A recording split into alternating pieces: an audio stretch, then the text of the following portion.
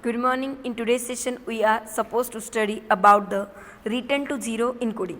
In previous session, we have seen about the line coding, which we are supposed to transmit digital data. At that time, we are saying there are different types of line coding, like unipolar encoding, bipolar encoding, polar encoding. Unipolar already we have seen. We are saying in that we are supposed to use 0 value or 1 value. We are using 0 for a low level, we are using 1 or a plus a for a high level. Then we were studying about the polar encoding. In that we have seen about the non-return to 0 encoding, in which we were using positive a and minus a. It means what? If we are having the value 0, we are saying it will be a high level, and if it is 1, we are saying it will be a low level. So here now we want to study about the return to 0 encoding, because when we were see about non-return to 0, at that time we were saying there are two types of non-return to 0, non-return to 0 L and non-return to 0 invert, in which if in non-return to 0 we will get the one value, at that time only we are supposed to do the changes, and if we will get the value 0, there we are not doing the changes.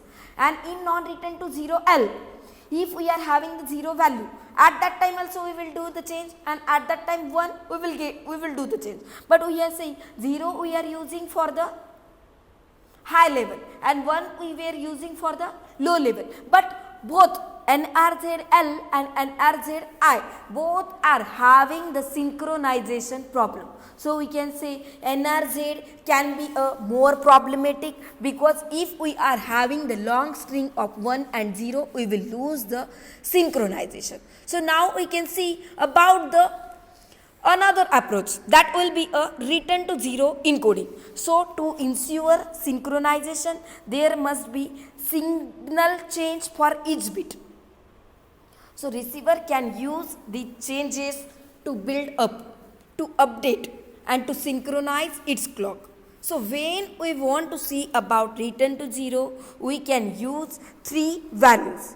It means what? Here we are supposed to do the change for each bit. It means here if we are doing the changes at each bit, we are supposed to use 3 levels. This will be obviously the 0, positive and negative. It means what? In return to 0, signal changes not between bits but during middle of each bit, because we are saying at 0, at 1 and at negative minus 1 also you will get the value. So we are saying we are supposed to use 3 values, positive, negative and 0. So in return to 0, the signal changes not between bits but during the middle of each bit. So at 1 bit, if we are using the 1 bit, we can say it will represent by positive to 0 and 0 bit by negative to 0. So the main disadvantage of the return to 0 is that it will require 2 signals that will changes to encode 1 bit, and therefore that will require more bandwidth, because when we are saying about the return to 0, at that time we are saying we are supposed to use 3 values.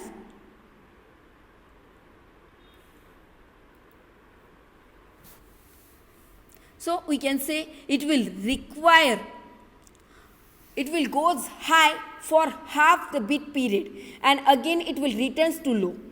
So for 0, it will becoming low for the entire period. So we can say the return to 0, as it will have the 3 values, and here 1 bit we are representing by positive to 0 and we are representing 0 by negative to 0. So it will require 2 signals to encode only 1 bit.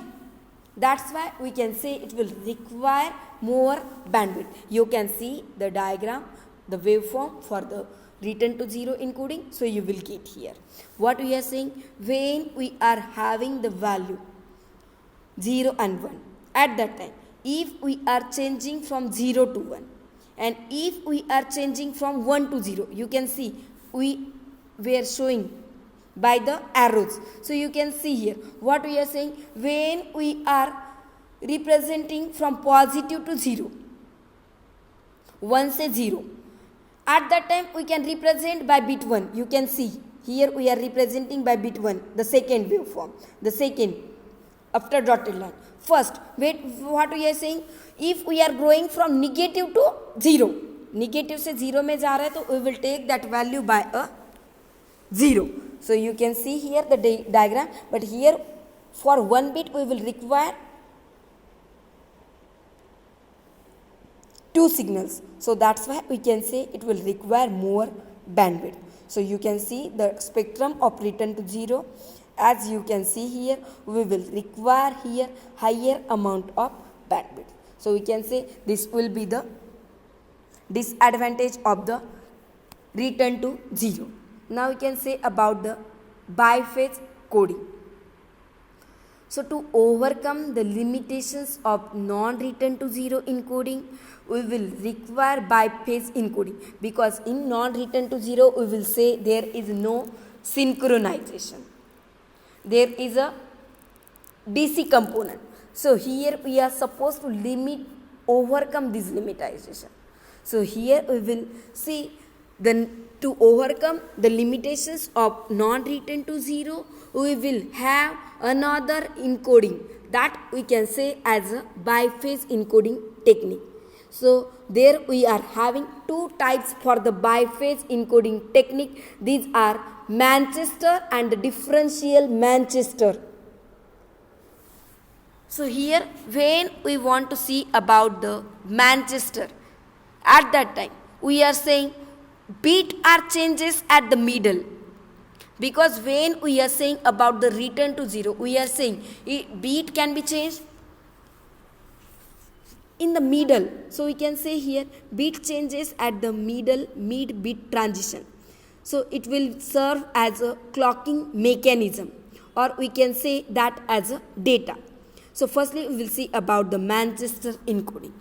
So when we are studying about the Manchester, at that time we are saying here bit will change at the middle. So that encoding will uses the inversion at the middle of each bit, because we are saying bit will change at the mid bit rate, middle. So we can say here that will uses as inversion at the middle of each bit interval for both synchronization and for the bit representation.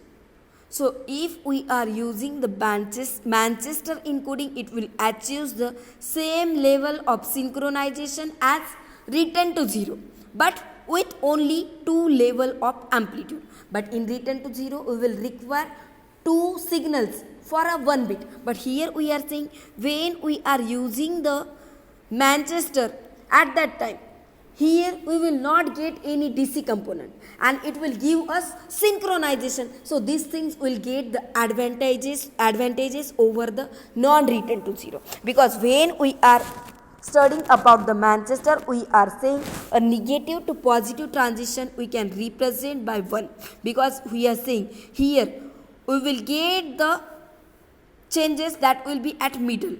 So we can say if there is a negative to positive transition, we can represent that value by 1. And if there is a positive to negative, we can represent by value 0. Exactly vice versa of return to 0.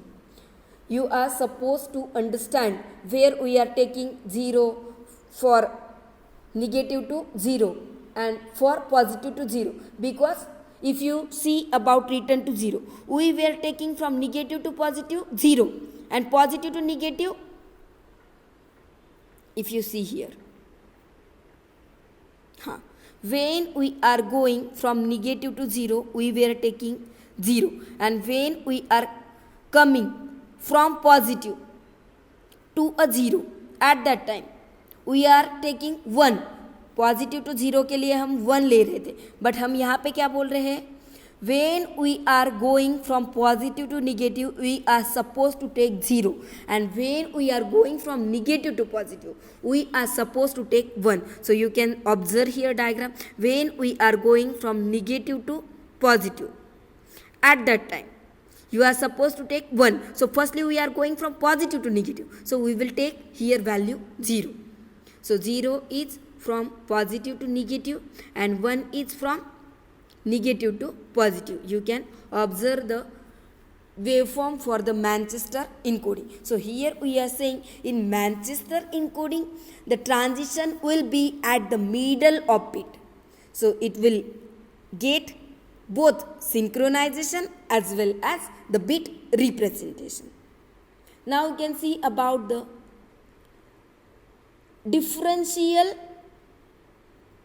Manchester encoding, because the inversion at the middle of bit is used for the synchronization, but here the presence of 0 or absence of additional transistor at the beginning of interval will be used to identify the bit.